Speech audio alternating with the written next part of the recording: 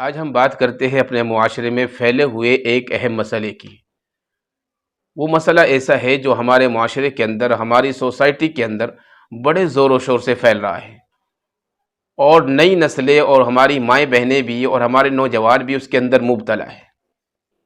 مسئلہ کیا ہے؟ بہت غور سے سننا میرا عزیزو، بہت اہم مسئلہ ہے۔ مسئلہ ہے بالوں کو کلر کرنا۔ یعنی ہم اپنے نوجوانوں کو دیکھتے ہیں، اپنی ماں بہنوں کو دیکھتے ہیں کہ اللہ نے جو ہمارے بالوں کو سیاہ رنگ دیا ہے، کالا رنگ دیا ہے، تو ہمارے نوجوان، ہماری مائیں بہنیں ان رنگوں کو بدل لیتے ہیں، دوسرے رنگوں سے، کوئی وائٹ کر لیتا ہے، کوئی سرخ کر لیتا ہے، اور بھی بہت سارے طریقے ہیں وہ کر لیتے ہیں۔ تو کیا یہ کرنا جائز ہے بالوں میں؟ اس کو اپنی شریعت کی نظر سے دیکھتے ہیں تو یاد رکھیں میرے عزیزوں، بالوں میں کالے رنگ کا کھیزاب کرنا، یعنی کالے رنگ سے اپنے بالوں کو رنگنا، یہ تو بالکل ناجائز اور ممنوع ہے۔ باقی اس کے علاوہ جو رنگ آتے ہیں ان کو ہم اپنے بالوں میں کر سکتے ہیں، لیکن ان کے اندر کسی حرام چیز کی آمیزش نہیں ہونی چاہیے، ملاوٹ نہیں ہونی چاہیے۔ اسی طریقے سے جب ہم اپنے بالوں کو کلر کرتے ہیں تو ان کے اندر دکھاوا نہیں ہونا چاہیے، نام و نمود نہیں ہونا چاہیے، ریاکاری نہیں ہونی چاہیے، اور غیروں کی نقالی نہیں ہونی چاہیے۔ لیکن میرے عزیزو، جب ہم بات کرتے ہیں اپنے معاشرے کی اور اپنے کلر کی اور اپنے بالوں کی، کہ جو ہماری نئی نسل، ہماری نوجوان، ہماری ماں بہنیں کلر کرتی ہے، تو اس کے اندر اکثر و بیشتر دکھاوا ہی ہوتا ہے، ریاکاری ہی ہوتی ہے، اور غیروں کی نقالی ہوتی ہے۔ اور یاد رکھیے، ہمارے نبی کریم صلی اللہ علیہ وسلم نے ارشاد فرمایا کہ جو آدمی غیر قوموں کی مشابہت اختیار کرے گا تو وہ ہم میں سے نہیں ہے۔ تو یہ ہمارے نبی کی وعید ہے میرے عزیزوں۔ یہ الگ بات ہے کہ ہم اپنے بالوں کو کلر کر سکتے ہیں، لیکن شریعت کے اندر یہ بھی کہا گیا ہے کہ اس کے اندر نام و نمود نہیں ہونا چاہیے، ریاکاری نہیں ہونی چاہیے، غیر قوموں کی نقالی نہیں ہونی چاہیے۔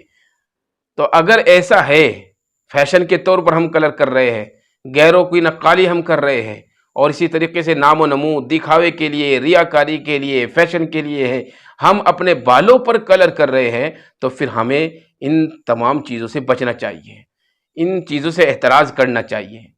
اور میرے عزیزو، اللہ تبارک و تعالیٰ نے جو بال ہمیں دیے ہیں یہی خوبصورت ہے۔ کالا رنگ جو ہمارے بالوں کو اللہ نے دیا ہے یہ بڑا خوبصورت ہے۔ تو اللہ کی بنائی ہوئی چیزوں میں، اللہ کی بنائی ہوئی تمام چیزوں میں ہمیں کوئی رد و بدل نہیں کرنا چاہیے، کیونکہ اصل چیز وہی ہوتی ہے جو اللہ نے ہمیں پیدائشی طور پر دی ہے۔ اس لیے غیروں کے طور طریقوں کو نہ اپناتے ہوئے اپنے اسلام کی تعلیم کو مان کر اپنی زندگی کو گزارے۔ اور دوسرا اہم مسئلہ کیا ہے؟ ڈائی کا۔ ڈائی، ہمارے معاشرے کے اندر ایک ڈائی ہوتا ہے، ڈائی لوگ اپنے بالوں پر کرواتے ہیں۔ تو ڈائی کا مسئلہ یاد رکھیں کہ اگر ڈائی کے اندر کالا رنگ ہے، کالا خضاب ہے، تو وہ تو بالکل ممنوع ہے، ناجائز اور حرام ہے۔ اور اگر ڈائی کے اندر دوسرا رنگ ہے، یعنی سرخ رنگ ہے، کوئی بھی رنگ ہو سکتا ہے، تو اگر ڈائی کے اندر صرف رنگ ہی رنگ ہے، یعنی کہ ہم اگر ڈائی کرتے ہیں تو اس کے اندر رنگ ہی ہوتا ہے، اس کے اندر پپڑی نہیں جمتی، اس کے اندر تہ نہیں جمتی۔ اگر صرف رنگ ہی رنگ ہے اور تہ نہیں جمتی اس کی، تو پھر اس کو لگانا جائز ہے۔ مثال کے طور پر، فور ایگزامپل، آپ یہ سمجھیے کہ ہم مہندی لگاتے ہیں اپنے ہاتھوں پر، اور مہندی لگانے کے بعد پپڑی لگ جاتی ہے، اور پپڑی جب سوکھ جاتی ہے تو اس کو ہم دھل لیتے ہیں، تو دھلنے کے بعد صرف رنگ رہ جاتا ہے اور پپڑی زائل ہو جاتی ہے۔ اگر ایسا ہے، یعنی ہم نے ڈائی کی اور ڈائی کرنے کے بعد ہم نے اس کو سوکھنے کے بعد دھویا، اب اس کی جو پپڑی تھی، تہ تھی، وہ اتر گئی، خالی رنگ رہ گیا، تو پھر تو جائز ہے۔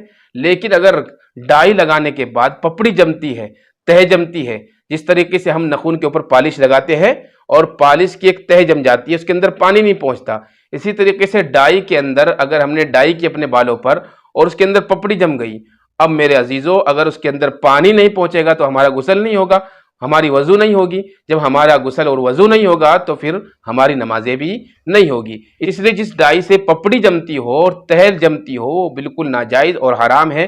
ہمیں ان تمام چیزوں سے پرہیز کرنا چاہیے، اعتراض کرنا چاہیے۔ باقی ہم اپنی زندگی کو غیروں کے طریقے کو چھوڑ کر اپنے نبی کے طریقے پر ہمیں گزارنے کی کوشش کرنی چاہیے۔